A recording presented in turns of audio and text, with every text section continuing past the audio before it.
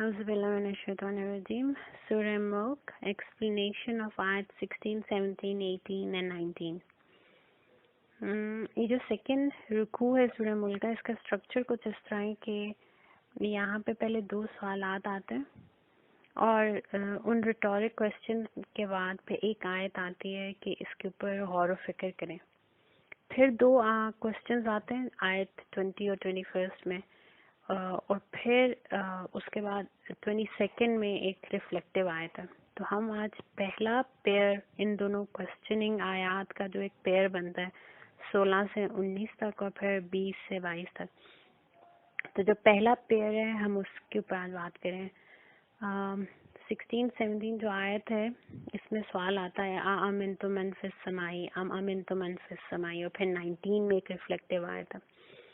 तो बिफोर हम इनको अंडरस्टैंड करें, दो कुरानिक फिलॉसफीज हैं जिनको हमें दिमाग में रखना पड़ेगा बिफोर अंडरस्टैंडिंग दम। नंबर 1, जब भी कुरान पाक में अल्लाह ताला कभी हमें दावत देते हैं टू रिफ्लेक्ट, तो वो हमारी नज़र किसी न किसी नेचुरल फिनोमेना की तरफ करा देते हैं, किसी न किसी एस्पेक्ट ऑफ नेचर की तरफ कराते हैं कि ज़मीन को देखो, आसमान को देखो, दरख्तों को देखो, चरिंद परिंद को देखो, मक्खी को देखो, एंड सो मेनी थिंग्स। तो जब भी अल्लाह ताला हमारी नज़र नेचर की तरफ मोड़ते हैं तो उसका मकसद क्या है कि अल्लाह ताला हमारी बेसिकली हमारी नज़र को एक हायर स्पिरिचुअल रियलिटी की तरफ मोड़ रहे होते हैं। वो हमें एक कोई बड़ी रूहानी हिकमत सिखा रहे होते हैं उन चीज़ों से। जैसा कुरान पाक की आयत है कि मुर्दा ज़मीन की तरफ देखो कैसे बंजर है, और फिर हम आसमान से इस पर बारिश करते हैं तो कैसे आन की आन में इसको ज़िंदा कर देते हैं, और इसी तरह हम तुम्हें क़यामत के दिन भी ज़िंदा करेंगे। तो ये एक हमें हायर स्पिरिचुअल रियलिटी बताई जा रही है। फिर अल्लाह ताला फरमाते हैं कि ज़मीन भी दो तरह की है, एक है जो बिल्कुल सख्त है और चटियल है और उस पर जितनी तेज़ बारिश भी हो वो उसके ऊपर से सिरक जाती है, बह जाती है, कोई फ़ायदा नहीं होता। और फिर ऐसी भी पाक साफ नरम मिट्टी होती है कि उस पर अगर बारिश ना भी हो, सिर्फ हल्की सी ड्रिजल हो, हल्की सी फुहार भी पड़ जाए तो उसके अंदर हरियालियाँ आ जाती हैं, खेती आ जाती है। अब ये दिलों की बात हो रही है। एक दिल वो है जो बहुत सख्त है, उसको आप जितना मर्जी वो कुरान पाक पढ़े, सुनाने की कोशिश करें, आप उससे अच्छी बात करने की कोशिश करें तो कोई फ़र्क नहीं पड़ेगा। Those people are least bothered. और फिर ऐसे दिल हैं जो अल्लाह की खशियत रखते हैं, अल्लाह से मोहब्बत रखते हैं, अहले बैत से, नबी करीम सल्लल्लाहु अलैहि वसल्लम से प्यार करते हैं, उनके दिल इतने नरम होते हैं कि अगर वहाँ पे हल्की सी भी उनको अच्छी बात बताई जाए, उनको हिकमत की छोटी सी भी कोई बात कहीं पर पता चले, उनकी ज़िंदगियों में उसके जो इफ़ेक्ट है और इम्पैक्ट है वो आपको वो बरक़ात लोगों को नज़र आती हैं, उनके अखलाक में, उनके मामलात में, उनके अमाल में। तो एक तो ये बात है कि जब भी अल्लाह ताला तदब्बर की तरफ इंसान को बुलाते हैं तो वो किसी नेचुरल फिनोमेना की तरफ लेके जाते हैं हमारी तवज्जो, और बेसिकली वो एक हायर रियलिटी हमें समझा रहे होते हैं। सेकंड कुरानिक फ़िलॉसफी ये है कि दो तरह की कुरान पाक में वार्निंग्स हैं। एक ये है कि इस दुनिया में जो लोग अल्लाह ताला से बगावत करते हैं उनका तो इस दुनिया में क्या क्या कुछ हो सकता है। अल्लाह ताला हमें बार बार समझाते हैं, देखो आद और समूद की कौम को देखो, फलां को देखो, और रिफ्लेक्ट करो, तुम्हारे साथ भी हो सकता है। और एक हमें आखिरत की वार्निंग्स दी जाती हैं कि आखिरत में जब अपने रब के सामने उसके हुजूर खड़े होना है तो उस दिन क्या क्या हो सकता है, और अपने आप को बचा लो उस दिन की रसवाई से। अल्लाह ताला हम सबको उस दिन की रसवाई से बचाए, आमीन। तो अब यहाँ से हम 16th आयत स्टार्ट करते हैं। आमिन तुम, क्या तुमने अपने आप को सिक्योर समझ लिया, क्या तुमने अपने आप को अमान में समझ लिया है। मन फिस समाई, मन उससे, फिस समाई जो आसमानों में। अब अल्लाह ताला हर तरफ है। मन फिस समाई का मतलब है अल्लाह ताला, क्या तुमने अपने आप को आसमान वाले से अमान में समझ लिया है, सिक्योर समझ लिया। अब अल्लाह ताला हर तरफ है, मोमिन के दिल में भी है, ज़मीन, आसमान, ये यूनिवर्स, ये सब चीज़ अल्लाह की मुट्ठी में है। वो काबिल मुतलक है, उसने हर, वो उसकी रहमत से हर चीज़ ढपी हुई है, और अल्लाह ताला ने हर चीज़ को अपने कब्जे में किया हुआ है। क्यों कहा जा रहा है आसमान वाला? बिकॉज एक आप देखेंगे क्योंकि अल्लाह ताला इंसान की फितरत से बात करता है। अगर आप एक एथियस्ट जो अल्लाह को मानता ही नहीं, ठीक है, या इवन आप एक काफिर से क्वेश्चन करें कि रब कहाँ पे है या अल्लाह ताला कहाँ पे है, तो गैर इरादी तौर पे ہر کسی کی انگلی آسمان کی طرف اٹھتی ہے, ہر کسی کی نظر آسمان کی طرف اٹھتی ہے. کسی بھی مسئلے میں اگر انسان تکلیف میں ہو, پریشانی میں ہو, غیر ارادی طور پہ آسمان کی طرف ہی دیکھتا ہے, کیونکہ کہیں پرسیپشن میں ایسے اس کو خیال ہوتا ہے کہ وہ جو اتنی بڑی ذات ہے, اس نے جو اتنا بڑا آسمان بنایا, اس کے اوپر کہیں کوئی بہت بڑی ذات ہے جو اس آسمانوں سے وحی بھی نازل کر رہی ہے اور رحمتیں بھی نازل کر رہی ہے, بارش بھی نازل کر رہی ہے, and every thing is coming from the آسمان. یہ جو زمین کے اوپر زندگی چل رہی ہے یہ بیسیکلی سب آسمان سے اترتی ہوئی رحمتوں کی وجہ سے جو اللہ تعالیٰ اتار رہے ہیں. بارش بھی بیسیکلی آسمان سے ہی پانی آتا ہے, اور پھر اس زمین کو کس طرح یہاں پہ لائف کا ایک سلسلہ چل پڑتا ہے. تو اس لیے یہ کہا جا رہا ہے کہ آسمان والے سے. کیا تم نے اپنے آپ کو سیکیور سمجھ لیا آسمان والے سے؟ اور ایک اور یہ بھی میسج دیا جا رہا ہے زمین پہ رہنے والوں کو کہ آسمان کے اوپر ایک تو تم سے زیادہ پاورفل ایک ایسی مخلوق ہے جس کو جن کہا جاتا ہے, جو آن کے آن میں یہ جو پہلا تمہارا آسمان ہے جہاں تک تمہارے راکٹس بھی نہیں جا سکتے, تم تو یہاں سے چاند تک جاتے جاتے ایگزاسٹ ہو جاتے ہو, وہ یہاں سے آسمان تک چلے جاتے ہیں. اور ان کو پکڑنے کے لیے اور ان کا محاسبہ کرنے کے لیے وہاں پہ اتنے بڑے بڑے شعب ثاقب ہیں, اور وہاں پہ رجوم بنائے گئے ہیں, مصباح بنائے گئے ہیں رجوم کرنے کے لیے ان کو. تو تم اپنے آپ کو جو زمین سے اوپر نہیں جا سکتے, اتنی چھوٹی سی ایک مخلوق ہو, تم اپنے آپ کو اس رب کے سامنے اتنا بغاوتی بنا لیا کہ تم نڈر ہو گئے ہو کہ آسمان والا ہمیں تو پکڑ ہی نہیں سکتا. تو یہ ہمیں آسمان کی طرف اس لیے بھی اشارہ کروایا جا رہا ہے کہ اس آسمان کے اوپر دیکھو جو وہاں تک چلا جاتا ہے اس کی پکڑ کے کتنے کتنے بڑے سیکیورٹی انتظامات کیے گئے. تو تم جو زمین پہ ہو, تم اپنے آپ کو کس دھوکے میں رکھا ہوا تم نے؟ تو آمنتم فی السماء, کیا تم نے اپنے آپ کو بے خوف سمجھ لیا ہے, سیکیور سمجھ لیا آسمان والے سے؟ این یخسفا, این کا مطلب ہوتا ہے کہ, یخسفا خاصفا سے نکلا. خاصفا کا مطلب ہوتا ہے کسی چیز کا کمپریس ہو جانا, کسی چیز کا اپنے اوپر پلٹ جانا, جس طرح نچلا حصہ اوپر کا حصہ نیچے چلا جاتا ہے, کسی چیز کو اپنے اندر لپیٹ لینا, یہ بھی خاصفا ہے. تو جس طرح چاند گرہن کو عربی میں خسف القمر بھی کہتے ہیں کہ چاند لپٹ جاتا ہے اس وقت اور وہ ہماری آنکھوں سے اوجھل ہو جاتا ہے. تو یہاں پہ این یخسفا بکم الارض, ساتھ تمہارے این یخسفا بکم الارض, کہ زمین تمہیں تھام کر خود اپنے اندر لپٹ جائے. بکم ال, ساتھ تمہارے زمین یخسف ہو جائے. تو اس کا کیا مطلب یہ ہے کہ اللہ تعالیٰ یہ بتا رہے ہیں کہ یہ جو زمین ہے, جب ارتھ کوئکس آتے ہیں تو کس طرح یہ زمین اوپر والی پوری کی پوری بستی کو کیسے اپنے اندر گھسیٹ لیتی ہے. اور اس وقت کون ہوتا ہے جو آسمان والے کو اس وقت کوشچن کر سکے کہ کیوں یہ ایسے کیا, یا یہی کہہ سکے کہ عالمی اس کو روک دیں. اس وقت جب اللہ کا حکم آ جاتا ہے تو کون اس وقت اللہ کے سامنے ہٹ دھرمی دکھا سکتا ہے یا اللہ تعالیٰ کے اوپر زبردستی کر سکتا ہے؟ کوئی بھی نہیں کر سکتا. فَإِذَا هِيَ تَمُورُ, پس وہ ایسے ہو جاتی ہے اس وقت زمین جیسے تمور. تمور کا ایک مطلب ہوتا ہے ٹو بیکم لائک ویوز, بالکل پانی کی ویوز کی طرح ہو جانا, اتنی زیادہ موومنٹ کہ آپ کے اندر کوئی چیز سیدھی نظر نہ آئے, ہر چیز اوپر نیچے ہو رہی ہے. ٹھیک ہے, ایک تو اس کا مطلب یہ ہے. سیکنڈ تمور کا مطلب ہوتا ہے بہت سڈن, ایک اچانک سے بہت زیادہ موو کرنا. ٹھیک ہے, اور جب ارتھ کوئکس آتے ہیں تو ہم زمین کو اسی طرح دیکھتے ہیں کہ کچھ سیکنڈز کے اندر زمین جو ہے وہ کتنی شدت سے کانپتی ہے اور پوری کی پوری سویلائزیشن اور شہر بے آباد ہو جاتے ہیں. اور تیسرا اس کا مطلب ہے تمور کا وہ راستہ جو بالکل سیدھا ہو گیا ہو. تو اگین ارتھ کوئک کے بعد ایسی سچویشن ہوتی ہے, آپ دیکھیں اللہ معاف کرے, کہ جب ارتھ کوئک کہیں پہ آتے ہیں اور بڑی انٹینسٹی کے ارتھ کوئک آتے ہیں تو اس سے پہلے زمین کے اوپر کتنی بڑی بڑی بلڈنگز کھڑی ہوتی ہیں اور انسان نے اپنے آرکیٹیکچرل ونڈرز بنائے ہوتے ہیں, اور کچھ سیکنڈز کا ارتھ کوئک آتا ہے اور زمین بالکل اسٹریٹ ہو جاتی ہے. کوئی اس کے اوپر آپ کو بلڈنگ کھڑی نظر نہیں آئے گی, کوئی درخت کھڑا نظر نہیں آئے گا, کوئی انسان کھڑا نظر نہیں آئے گا, ہر چیز زمین کے ساتھ لگ جاتی ہے. ٹھیک ہے, اور پھر جن قوموں کے اوپر عذاب کے طور پہ ارتھ کوئک آیا ہے, تو اللہ تعالیٰ فرماتے ہیں کہ جب وہ ارتھ کوئک ان کو چھوڑ کے گیا تو وہ ایسے تھا جیسا کٹی ہوئی فصل, مطلب یہ تو پھر بلڈنگز کے آثار نظر آ رہے تھے، وہ تو ہل کے جیسے ہم کسی بھی بوتل میں کوئی چیز ڈالیں اور اس کو زور زور سے زیادہ سارا ہلائیں تو ایک ٹائم آتا ہے ہر چیز مکس ہو کے ایک ہی ہو جاتی ہے. تو تمور کا یہ سارے مطلب ہیں.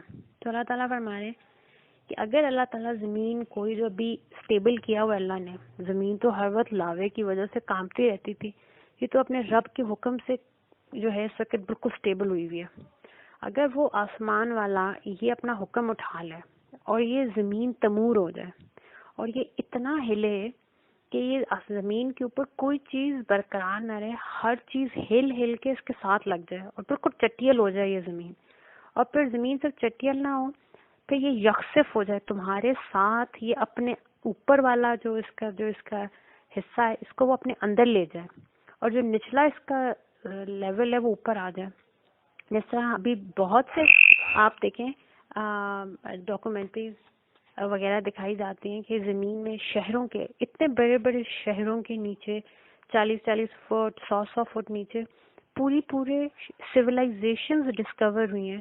نیچے پورے شہر ہیں جو زمین کے اندر نیچے کہیں دھس گئے اور اس کے 100 فٹ اوپر ہم آج ایک نئی سویلائزیشن جو ہے آباد ہے اور ہم زندہ ہیں اور ہمیں پتہ بھی نہیں کہ ہمارے نیچے ایک انسان کی قبر نہیں ہے. پورے شہر ایز گریو یارڈ، ایز میسو گریو یارڈ ہمارے پاؤں کے نیچے، اور اس کے اوپر ہم اتنے فخر سے چل رہے ہیں. اللہ استغفر اللہ. تو اللہ تعالیٰ یہ فرما رہے ہیں کہ جب تم اس زمین پر چلتے ہو تو تمہیں کیا حق پہنچتا ہے کہ تم تکبر کرو یا تم آسمان والے کو ڈیفائی کرو. تمہیں تو اتنا ہمبل ہونا چاہیے کہ تمہارے سامنے تو تمہاری آنکھوں کے سامنے کے حالات ہیں. تم روز کتنے لوگوں کو اس طرح اجڑتے دیکھتے ہو ارتھ کوئکس میں اور سنامیز میں، اور پھر بھی تم لوگ اپنے رب کے آسمان والے کی بات نہیں مانتے. سیکنڈ کوشچن اگلی آیت ہے 17. امن تم، یا پھر تم اپنے آپ کو امان میں پاتے ہو، من فی السماء آسمان والے سے. آئیں یورسلا، آئیں اگین آئیں کا مطلب ہوتا ہے کہ یورسلا وہ ارسال کرے، وہ بھیجے، علیکم تمہارے اوپر، جسے ہم کہتے ہیں السلام علیکم، سلامتی ہو تم پہ.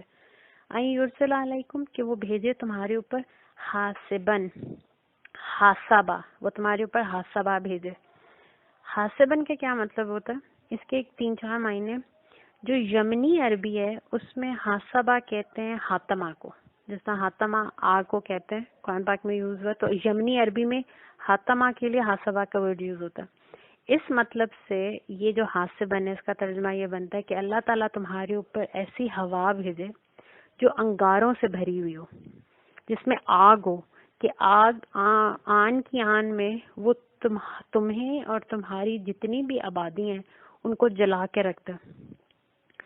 سیکنڈ اس کا جو حجازی عربی ہے اس میں اس کا مطلب بنتا ہے حاسبہ کا ایک ایسا پمپل یا ایسی سویلنگ جو انسان کی سکن پہ ہو جائے، جس طرح جو ہو سکن سے نیچے لیکن ایسے لگے جس طرح کوئی پتھر، چھوٹا سا پتھر کسی نے کسی کی سکن کے نیچے رکھ دیا. تو جو ایسے پمپل ہوتے ہیں، جو اتنے خوفناک قسم کے پمپل یا جو سکن کی سویلنگ ہوتی ہے، بیماری ہوتی ہے، اس کو بھی حاسبہ کہتے ہیں. اس مطلب سے یہ بنتا ہے کہ اللہ تعالیٰ کہہ رہے ہیں کہ میں تمہارے اوپر کوئی ایسی وبا بھیج دوں، ایسی کوئی بیماری بھیج دوں تمہارے اوپر. ٹھیک ہے.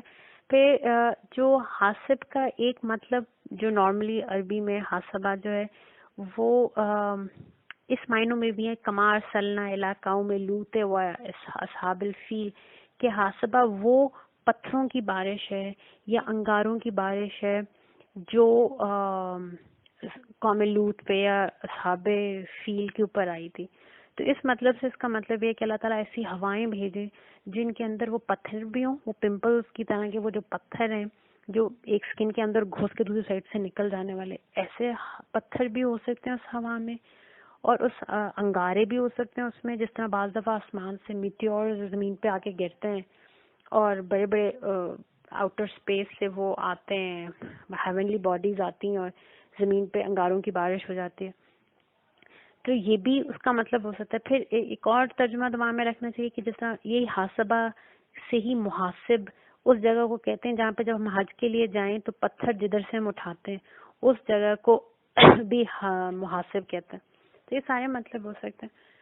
تو اللہ تعالیٰ فرما رہے ہیں کہ کیا تم اتنے نہ ڈروگے ہو اس آسمان والے سے کہ تم یہ سمجھتے ہو کہ وہ ایسی ہوائیں، ایسی وبائیں یا ایسی تمہیں جلا کے رکھ دینے والی یا تمہیں تباہ کر دینے والی ہوائیں تم پہ نہیں بھیج سکتا. اب انسان اس زمین پہ دو ہی طرح کی سیکیورٹی میئرز لے سکتا ہے. یا تو زمین کے نیچے چلا جائے. اللہ تعالیٰ کہہ رہے ہیں یہ زمین تو میرے حکم پہ ہے. یہ تو چاہے تو تمہیں ان تہخانوں کو تمہاری قبر بنا دیں جس میں تم سمجھ رہے میرے بنکرز ہیں. وہ بنکرز نہیں، وہ تمہاری قبریں، زندہ قبریں بن جائیں گی اگر اللہ حکم دے دے زمین کو. پھر انسان سمجھتا ہے، یہ سمجھ سکتا ہے کہ اچھا زمین کے نیچے تو میں نہیں جا سکتا کیونکہ میں اللہ تعالیٰ سے محفوظ نہیں ہوں.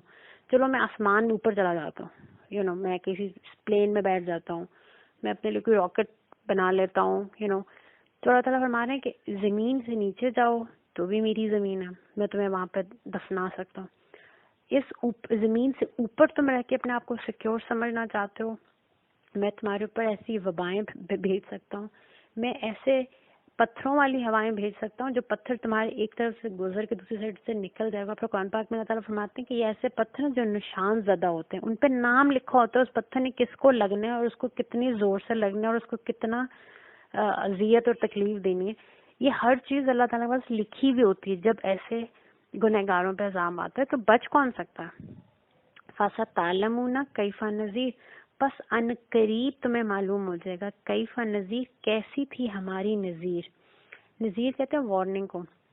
قرآن پاک میں نذیر حضور پاک صلی اللہ علیہ وسلم کی ذات پاک کے لیے بھی یوز ہوا ہے اور قرآن حکیم کے لیے بھی یوز ہوا ہے. تو بتایا یہ جا رہا ہے کہ تمہیں پھر سمجھ آ جائے گی ان قریب جب ایسے سائنس تمہیں نظر آئیں گے. ابھی تو اللہ کی رحمت ہے کیونکہ وہ ہم پڑھ چکے ہیں اسی سورت کے شروع میں. اللہ تعالیٰ فرماتے ہیں کہ وہ رحمان ہے اپنی خلقت کے ساتھ. پرائمریلی وہ ہمیشہ رحمان رہتا ہے. بہت کوئی اس کو اگر اللہ تعالیٰ کو ڈیفائی کرے اور بہت کوئی اگر ظلم کرے اس کی مخلوق پہ تو پھر اللہ تعالیٰ عذاب بھیجتا ہے. اور یہ تو ہم پہ حضور پاک صلی اللہ علیہ وسلم کا فضل ہے اور ان کے طفیل یہ امت کے اوپر اللہ کا بہت بڑا کرم ہے کہ ہم پہ پہلی امتوں کے جیسے عذاب نہیں آتا. ہم پہ طفیل رسول پاک صلی اللہ علیہ وسلم اور حضور پاک صلی اللہ علیہ وسلم کے صدقے میں ہمارے پہ اللہ کا بڑا کرم ہے. مگر اللہ تعالیٰ فرما رہے ہیں کہ پھر بھی چھوٹی موٹے تمہیں یہ عذاب ارد گرد دوسری قوموں پہ تم بچ بھی جاتے ہو تو تمہیں نظر آتے ہیں تو تمہیں پھر سمجھ آ جاتی ہے اس وقت کہ کتنا ایکوریٹ اور حق تھا ہمارا میسج اور ہمارے نبی کی باتیں. اور آخرت سے پہلے اس دنیا میں بھی جب آسمانی عذاب اور یہ زلزلے آتے ہیں تو بے شک اس وقت جھٹلانے والوں کو ایک لمحے کے لیے یاد آتا ضرور ہے کہ بے شک کا جانا نذیر فکذبنا، آیت تو تھا ہمارے پاس پہلے یہ نذیر، پر ہم ہی نے اس کو جھٹلا دیا. اب جو 18th آیت ہے وہ اسی آیت کے ساتھ جو ہے فَسَتَعْلَمُونَ كَيْفَ نَذِيرٌ اسی سے جڑی ہوئی ہے. وَلَقَدْ كَذَّبَ الَّذِينَ مِن قَبْلِهِمْ، وَلَقَدْ اور انڈیڈ ایسا ہو چکا ہے، کذب الذین من قبلہم بہت سے لوگ پہلے جھٹلا چکے ہیں ہماری آیات کو. فکیف کان نکیر پس دیکھو ان کے ساتھ کیسی نکیر ہوئی. جو ناکرہ ہے اس کے بھی اگین مختلف معنی ہیں. ٹھیک ہے، ایک ناکرہ کا مطلب ہوتا ہے بہت کلیور ہونا، اسپیشلی جب یہ آپ دشمن کے خلاف جب پلاننگ کر رہے ہیں تو اس میں جو آپ اپنی انٹیلیجنس یوز کریں to outsmart an enemy, تو کلیور اسکیمنگ کے لیے ناکرہ یوز ہوتا. پھر انکر جو اسی ناکرہ سے نکلا اس کا مطلب ہوتا ہے ان نون، انفیملیئر سی کوئی چیز. ٹھیک ہے، پھر ایک ناکرہ کا مطلب ہوتا ہے ٹو بیکم ویری ڈیفیکلٹ، بہت کوئی مشکل ہو جانی کسی چیز کا. پھر جو ہم اردو میں انکار کہتے ہیں، انکار کرنا، وہ بھی اسی ناکرہ سے نکلا ہے، کسی چیز کو ریفیوز کر دینا، ڈینائی کر دینا. تو اب ادھر اللہ تعالیٰ یہ کہہ رہے ہیں فکیف کان نکیر، اس کا مطلب یہ ہے کہ کیسی رہی پھر تمہاری وہ کلیور اسکیمنگ اور جو تم نے اتنا مکر کیا اللہ کے خلاف اور اتنی عقل استعمال کی تم لوگوں نے اتنے بڑے پلانز بنائے. بس جس وقت اللہ تعالیٰ کی طرف سے وہ تمہیں پکڑ آئی تو اس وقت وہ تمہاری پلاننگ کا کیا ہوا. اور دوسرا اس کا مطلب یہ ہے کہ اللہ تعالیٰ فرما رہے ہیں کہ تم نے تو اس کو نکیر سمجھ لیا تھا. تو اللہ تعالیٰ فرما رہے ہیں کہ وہ جو انہرڈ آف چیز تھی، انفیملیئر تھی، جو تمہارے لیے ایک غیر معروف سی چیز تھی، تم سمجھتے تھے یہ تو کبھی آخرت میں آنا ہی نہیں ہے یا کبھی آخرت میں اکر ہی نہیں کرنا.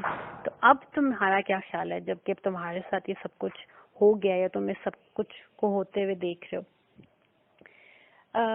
اسی پہ نکیر کو جب ہم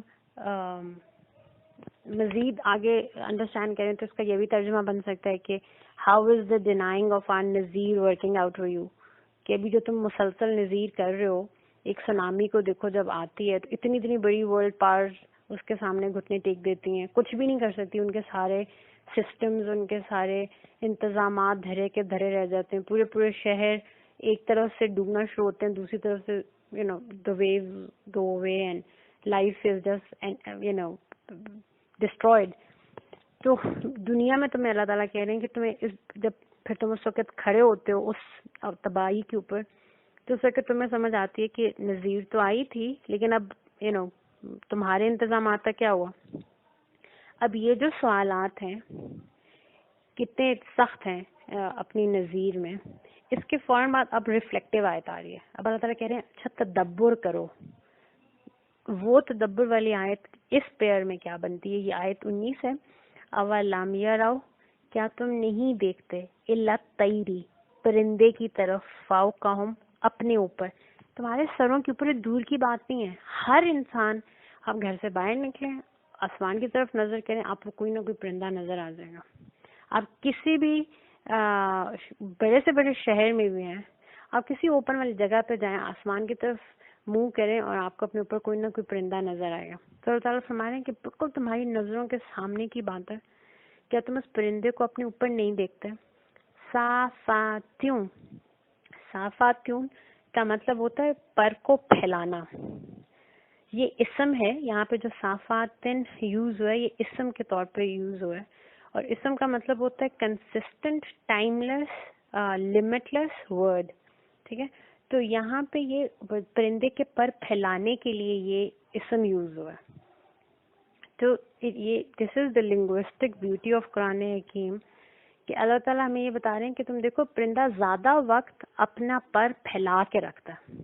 آپ دیکھیں تھوڑی سی دیر وہ اپنے پروں کو فلٹر کرتا ہے یا تھوڑی دیر کے لیے اپنے جسم کے ساتھ کے قریب کرتا ہے، جس وقت اس نے نیچے آنا ہو یا جس وقت اس نے اپنی موومنٹ چینج کرنی ہو اس وقت وہ اس کو فلٹر کرتا ہے یا اپنے قبضے میں کرتا ہے، جو کہ اگلا ورڈ ہے وہ یقبضنا، کہ وہ پروں کو پھیلائے رکھتا ہے زیادہ وقت. اسی لیے صافاتیوں بولتے وقت بھی ہم اس کو لفظ کو کھینچ رہے ہیں کیونکہ اسم کے طور پہ یوز ہو رہا ہے.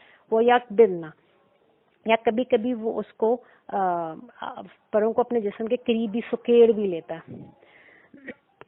تو اب اس کے اندر بھی ہمارے لیے بہت سے میسیجز ہیں. اب آپ جتنا زیادہ تدبر کریں گے آپ کو اتنی روحانی حقیقتیں سمجھ آئیں گی.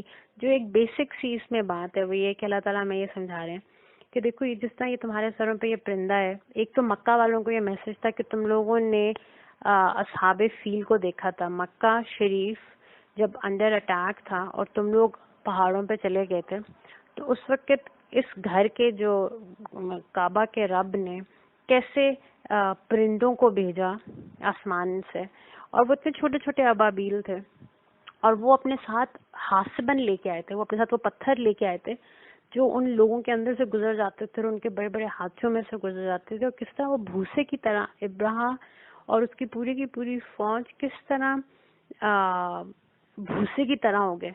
تو وہ لوگ تو فزیکلی قرآن کعبہ شریف کو، اللہ کی نشانی کو، اللہ کے ایک شاعر کو وہ فزیکلی ڈسٹروائے کرنے آئے تھے. تو اللہ تعالیٰ نے ان کے اوپر یہ عذاب نازل کر دیا.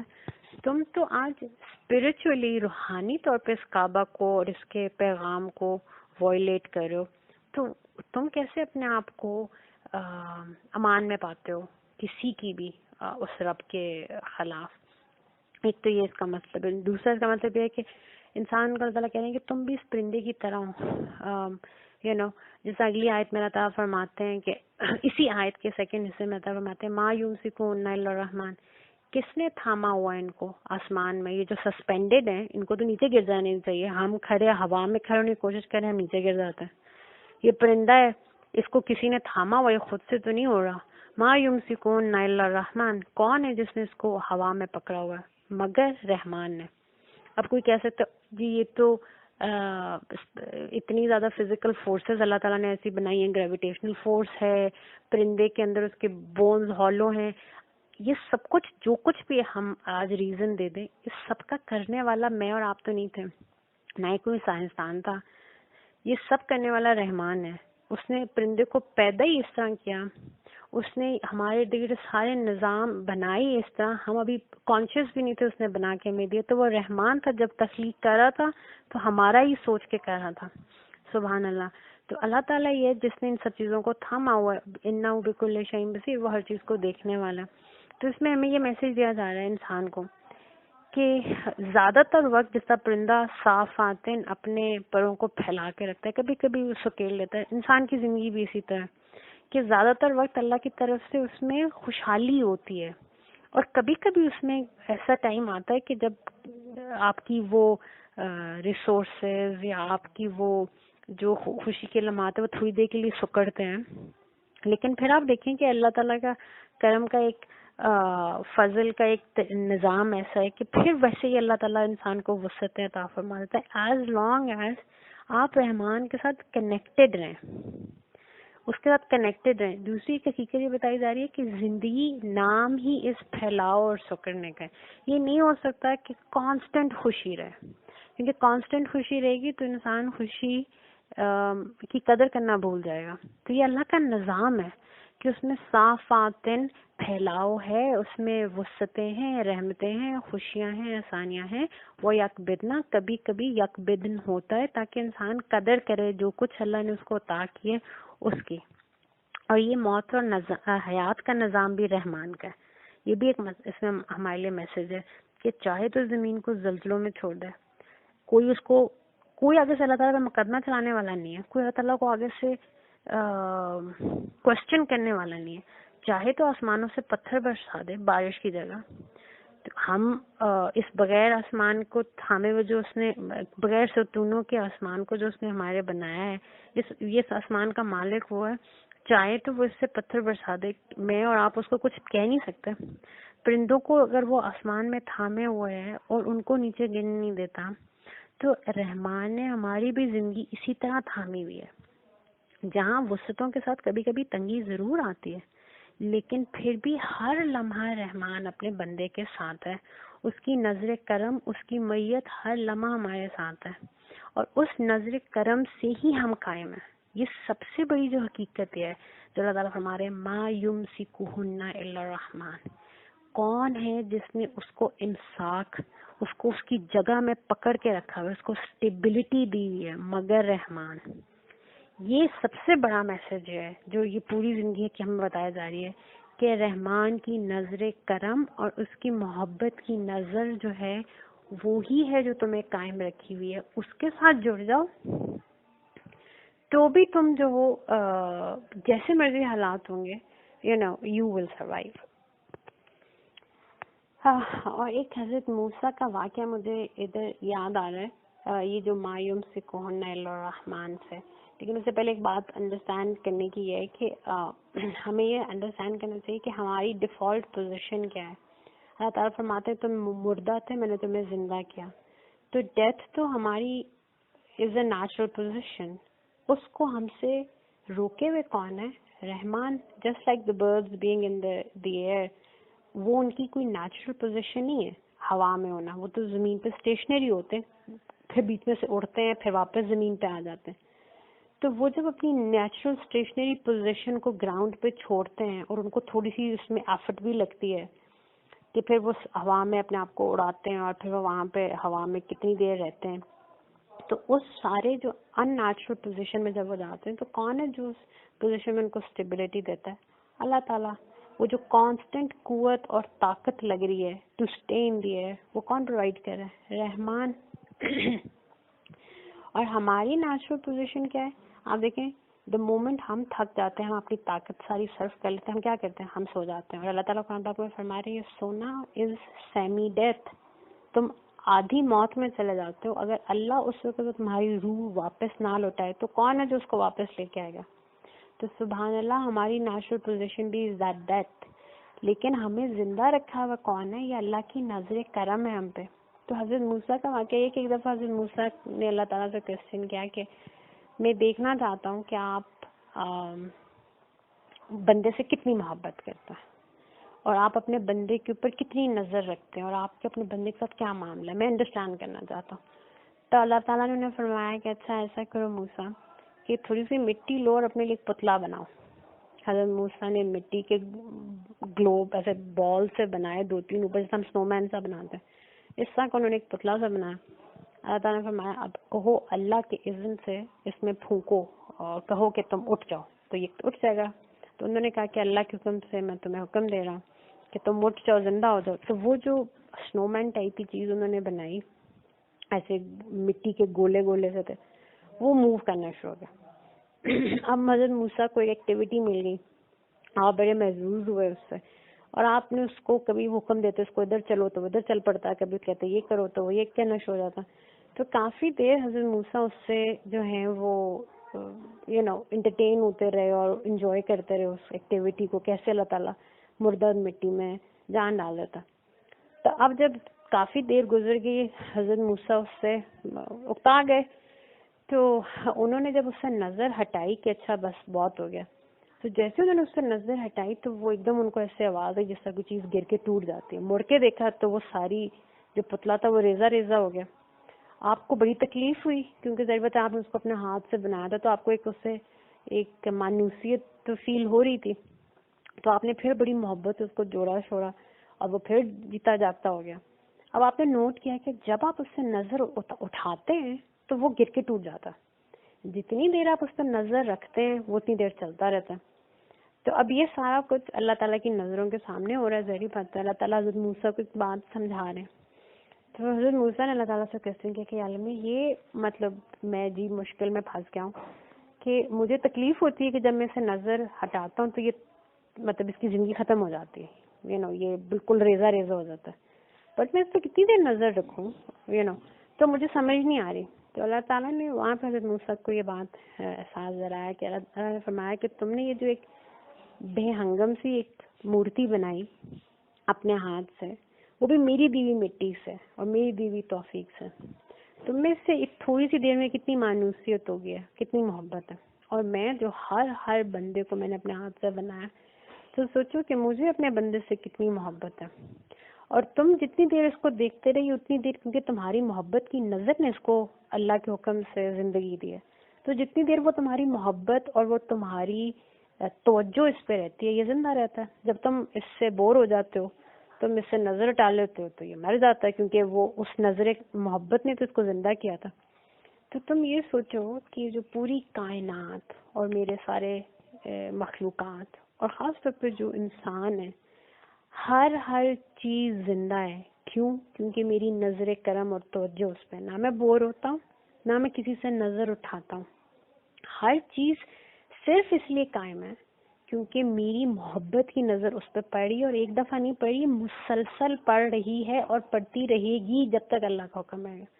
اور انسان کے ساتھ تو اللہ تعالیٰ کا معاملہ بہت ہی خوبصورت ہے کہ جب یہ کائنات ختم بھی ہو جائے گی تو ہمارے رب کی ہم پہ نظر ہے، کیونکہ موت، ہم پہلے یہ بات کر چکے، موت is not the end of life.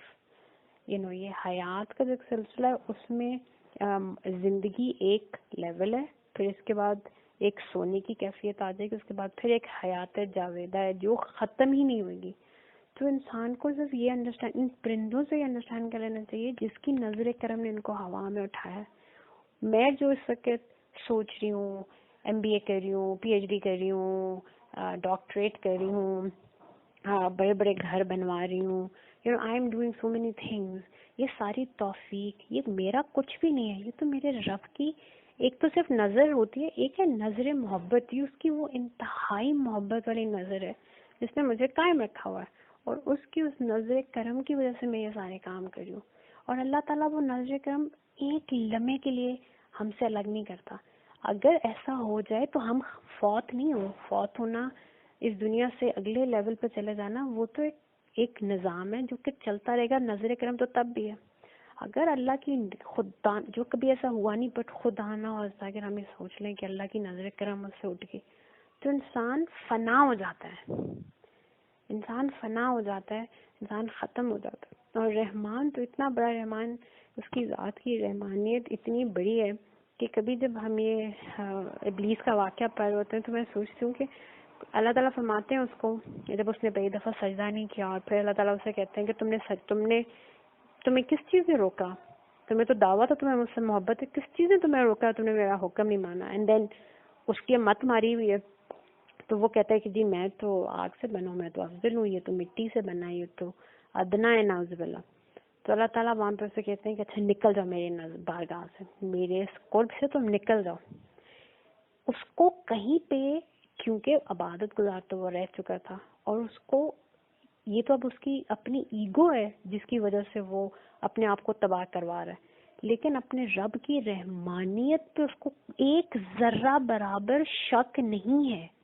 اگر شک ہوتا تو وہ اتنی بڑی سزا کے بعد کبھی اللہ تعالیٰ کی طرف مڑتا ہی نہیں, کیونکہ اس کو پتا تھا کہ میں تو رجیم ہو گیا ہوا ہوں, میں تو دھتکارا ہوا ہوں. لیکن اس کو اپنے رب کی رحمانیت کا اتنا پختہ یقین تھا کہ اس نے اللہ تعالیٰ کو اس حالت میں بھی مڑ کے کہا کہ اللہ مجھ پہ نظر کرم فرما. آپ قرآن پاک کے الفاظ پڑھیں, وہاں پہ وہ مہلت کے لیے یہ ورڈ یوز کرتا ہے کہ وہ کہتا ہے میری طرف نظر کرم فرمائے آخرت تک کے لیے, کیونکہ وہ اپنا دشمن خود بن گیا. اگر وہ اللہ سے سکتے کہہ دیتا کہ اللہ میرے پہ نظر کرم ہمیشہ فرمائے, شاید اس کی ریالٹی ڈفرینٹ ہو جاتی. وہ کہہ رہا ہے اللہ کو مجھ پہ نظر کرم فرمائے آخرت کے دن تک. یہ اس کا غرور تھا جو اس کو اتنا مان ہے اپنے رب کی رحمانیت کا, اور کہ میں اگر مانگوں گا مولت آخرت تک تو دے بھی دیں گے. تو پھر پوری دعا کر لیتا, اپنی ہدایت کی دعا کر لیتا, یا اللہ کی نظر کرم کا ہمیشہ رہنا مانگ لیتا. اور آپ دیکھیں اس پہ اللہ کی نظر کرم ہے, وہ قائم دائم ہے. رب کی نظر کرم ہر کسی کے ساتھ ہے, اور اللہ تعالیٰ کا سب کے ساتھ یہ معاملہ ہے. یہ انسان ہے جو اپنے اوپر اتنا ظلم کر لیتا ہے کہ اللہ تعالیٰ سے, جیسا شیطان نے صرف آخر تک مہلت مانگی, تو اللہ تعالیٰ نے اس کو دی مہلت, اور اپنی ہر نعمت رحمت فرمایا ٹھیک ہے تمہیں پوری مطلب تمہیں مہلت ہے, مگر آخر میں جب پکڑوں گا پھر اس دن عدل کا معاملہ ہوئے گا. And he didn't even say anything beyond that. مطلب اس کو اس وقت بھی اللہ کی رحمت جو ہے اس کے اوپر اس کو پکانا چاہیے کہ مجھ سے غلطی ہو گئی ہے اللہ میں, تب بھی مجھے مت پکیے گا, مجھے معاف کر دیں. ہی سیڈ نہیں, مجھے مہلت دیں, کروں گا میں گناہ ہیں. آپ کی جو بہت چہیتے ہیں ان کو میں ورگلاؤں گا, ان کو میں آپ کی رحمانیت سے, جس رحمانیت سے مہلت مانگی اسی رحمانیت سے پھر اس نے کہا کہ میں ان کو ڈیفائی کرواؤں گا, میں ان کو اتنا اندھا کر دوں گا ان کو آپ کی وہ محبت ہی نظر نہیں آئے گی. اور جو اللہ کی محبت کی ناقدری کریں جو کہ ہر لمحہ ہمارے ساتھ ہے, پھر ان لوگوں کا آخرت میں وہ پھر اینہلیٹ ہی ہوئیں گے. دیر از نو ادر وے, کیونکہ اللہ کی نظر کرم تو ہر کسی کے ساتھ ہے اور اسی نے ہمیں قائم رکھا ہوا. تو یہ 4 آیات تھی, اور جو نیکسٹ 3 آیات ہیں اگین 2 کوسچنس ہیں اور ایک ریفلیکٹیو آیت ہے, وہ ہم انشاءاللہ کل انڈرسٹینڈ کریں گے. تو اللہ تعالیٰ ہمیں ہر لمحہ ہر پل, ہمیں ہمارے والدین, ہمارے بھائی بہنوں, عزیز اور قارب کو, تمام امت رسول اللہ صلی اللہ علیہ وسلم کو اپنی نظر کرم میں رکھے, اور اس نظر کرم کا ہمیں شعور اور ادراک بھی عطا فرمائے, اور اس کا حق اور شکر ادا کرنے کی ہمیں توفیق عطا فرمائے. آمین. صدق اللہ.